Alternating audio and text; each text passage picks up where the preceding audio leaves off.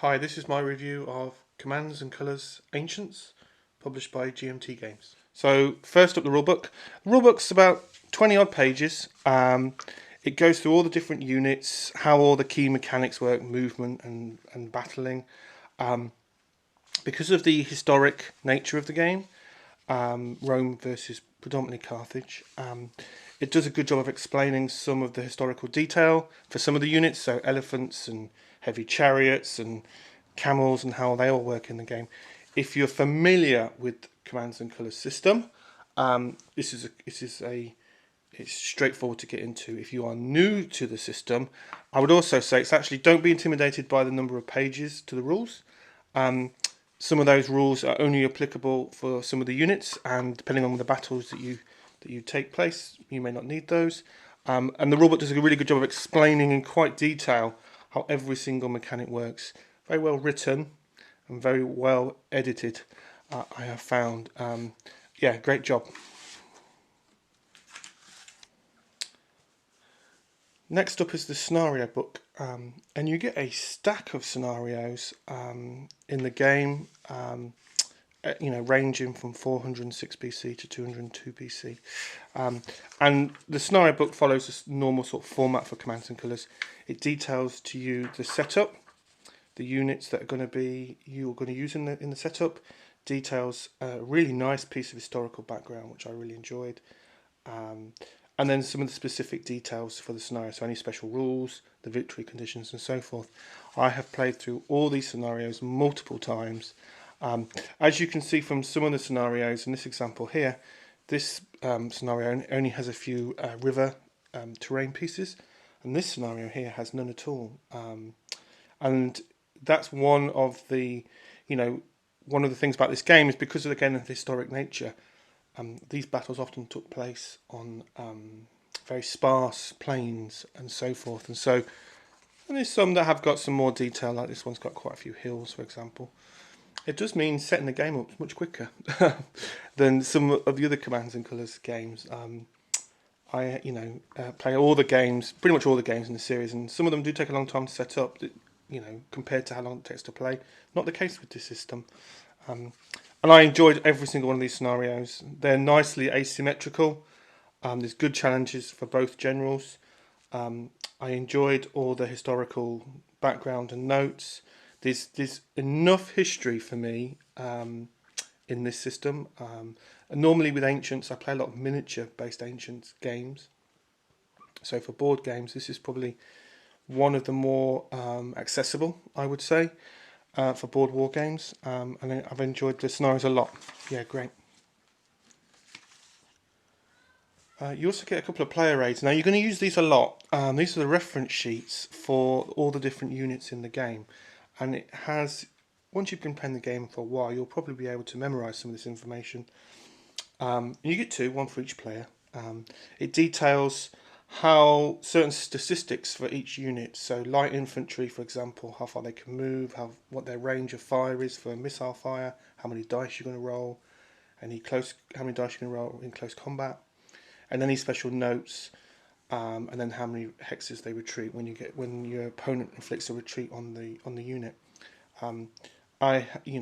These are always to hand, and because I play a lot of the games in the systems, it's very easy. There are nuances between each of the types of games, so there's differences between Ancients, for example, and the Napoleonics game. So that's why I have these to hand at all times. Sometimes it's easy to get them a little bit mixed up, I keep these to hand all the time. But they're great, and they do a good job of sort of highlight. It's very quick and easy to use, I would say. Nicely laid out, very efficient. Yeah, it's great. So I've set up one of the scenarios for the game. I've actually put the wooden blocks down like that just for the camera, but normally you would stand them up in sort of formation like that. And they are double-sided, so your opponent can see the contents of your units. Basically, if you're not familiar with Commands and Colours, how the system works is the battlefield is split up into three sections, so middle and the two flanks. And you use cards, card-driven game, and you'd have a number of cards in your hand. And for example, this card here, if I played this card, I can activate two 2 units on the left side because the card's showing the left with 2. So I could activate that unit and that unit. And then I would, using my player aid, I would see what unit they are, and this unit here, for example, that is a light infantry unit, and it can move 2, has a fire range of 2, but if I move, I only roll 1 dice, and so forth. So let's say, for example, let's pick a nice easy example. I had this enemy unit here. I could move them. They can move 2, but I only need to move 1 hex. And then I would roll the number of battle dice again that the player aid told me. And the battle dice in the game are specific to this game. And they don't have numbers, they have symbols. And if I roll the dice, 2 for example, if I got 2 circles, the circle represents the enemy unit. They would lose 2 blocks, so they would be removed. And once they've removed all 4, they're destroyed, and I get a victory point for that. Or I may get a circle and a retreat icon, and the retreat icon would make them retreat a number of hexes, and so forth.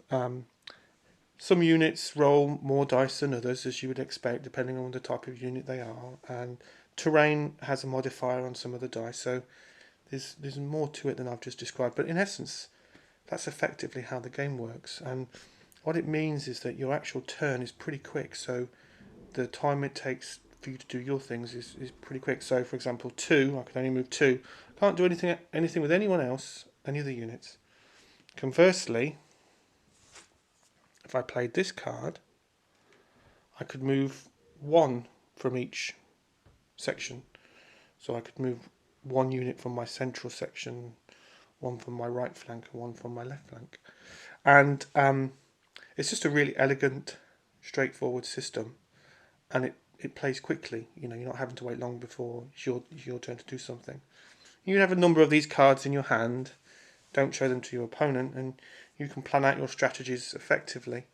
And there are more subtleties than that, because there are other cards that impact, other cards. So you can play different cards have different effects. These are the most straightforward cards. I thought I'd use those as an example. But the combat, as you can see, is really, really quite simple. Where maybe the detail comes in for this game isn't so much how combat works or how movement works. Maybe it's more about the actual individual units. And for example, I use this scenario deliberately, actually, because there are quite a few different types of units on this scenario. So if you come to this game, say from playing Memoir 44, which also is a Command and Colours game, but I know it's not called that, but it uses the same basic core rule set. In Memoir, which is a World War II game, all the units predominantly are the same, but in this game they're not. So you have to, when you're playing the game, when you start anyway, you'll be referring to the player aid quite significantly, because say for example, this unit down here, this is represented by a red square, and the artwork specifically to it, so there's a visual language you can learn. These are heavy infantry. Now they would roll 5 dice in close combat, but they can only move 1, for example. So if this unit here was fighting this unit here, you'd be rolling 5 of these dice rather than the 2, which is what the light infantry use. So there's a certain element of learning the different types of unit and their strengths and their weaknesses, and how to best use them effectively against your opponent. And then there are some other additional rules. So for example, there's a warrior unit. These guys, no, they're medium infantry. These guys here are warrior unit. They're medium infantry as well. Apologies. This is warriors. Here we go. So they've got a blue triangle with a white key, a white outline. They are warriors, and they will roll 4 dice if they're a complete unit. But if they've taken a casualty, then they'll only roll 3 dice. So there's a level of complexity in the types of units. And then you have, I don't have any in this scenario, but there's elephants and chariots and things. In this scenario, there's plenty of cavalry. And and again they have their own. They can move further, and there are different types of number of dice. And then you have leaders as well. So these are leader blocks here.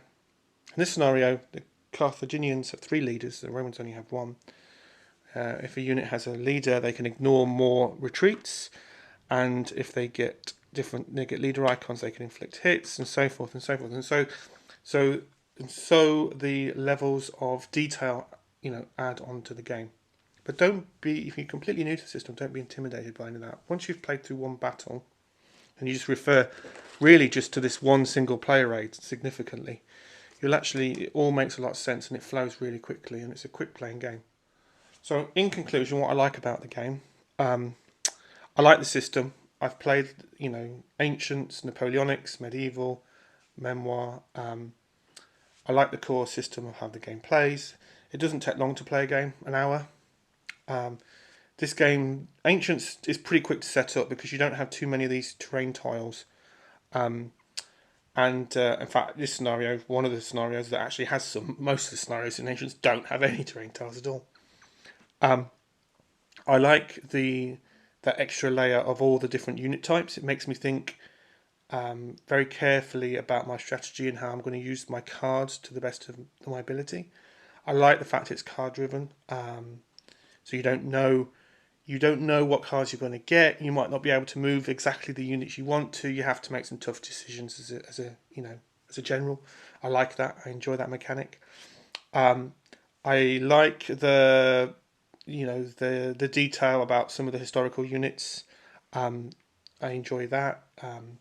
When I came to this game, I knew a little bit about sort of Rome versus Carthage, but not a huge amount. So I went and did some research and learned about the battles, and I enjoyed that. I think it's because the game's very accessible and quick playing. You can play through, a battle easily in an evening. 1 hour game, maybe a little bit longer for some of them, or the first few times you play. But so you can play a couple of battles in an evening and have quite a satisfying result. Interestingly, even though the game, from a war game point of view, is actually quite light, entry level, the results of the scenarios can be quite historically accurate, and I enjoyed that. I've enjoyed playing this game with people who don't normally play war games, because it has a sort of tactile nature. You've got little wooden blocks to represent the different units. You move them about, you roll the dice, everything looks great. The components are all brilliant. And I've enjoyed that, playing with people who don't normally play, fairly complex, lengthy war games. So it definitely has that. The one thing I would say is there's a lot of blocks. You get a lot of content in the game. You get a lot of scenarios. There are easily as many blocks as there are on here, again, in the box. The scenarios use a selection of them. They do take a while to put all the stickers on. They don't come with the stickers on. You have to put all the stickers on. It will take a long time. But overall, I enjoy the system a lot. I think Ancients is one of my favourite games in the system. Sometimes I feel it's Napoleonic, sometimes I feel it's Ancients, and obviously I've played Memoir 44 a lot. But what I do like about this is that it's that period of history that I didn't know too much about. I don't have a huge number of war games about Rome versus Carthage, and I enjoy that. I enjoy it for its historical content. Though it's very light, you don't need to know anything about the history to enjoy the game. I'll definitely say that. I've played this game with people who, have some vague idea of what Rome versus Carthage is, but no detail at all, and they've thoroughly enjoyed it as well. You don't need to know, huge amounts of history to enjoy the game. You'll get a little bit more if you do. It won't make you any better at the game, I would say, but you'll get that compelling sort of narrative of the battles. So yeah, enjoy it very much. I love the system. Play it a lot. It's one of our. If I'm playing the game with my children or someone who doesn't play war games, Command and Colours is the system I'll always go to, and we enjoy playing the battles a lot. You can so playing it solitaire. You can play it solitaire. I've played it solitaire. You are playing both sides. You can generate your own ideas about how many cards you pick and how you determine what cards you use. There's no AI bot. There's no, you got to play both sides against each other to see what the outcome could be. And I have enjoyed that. I think it shines more as a two-player game, I'll be honest with you. But saying that, I have played it solitaire, just to play through the scenarios and do what ifs and things like that. How I play at Solitaire, people have different systems. I'll pick 2 cards and I'll play the one that I think is the best, most appropriate. So I don't use the hand size that you would use for a 2-player game. And I've enjoyed that immensely. So yeah, it's a great game. You get a lot of content. The quality of the components is excellent. The rulebook's great. Thoroughly enjoyed all the scenarios and battles, I should say. Yeah, it's great stuff. And yeah, thanks for watching as ever.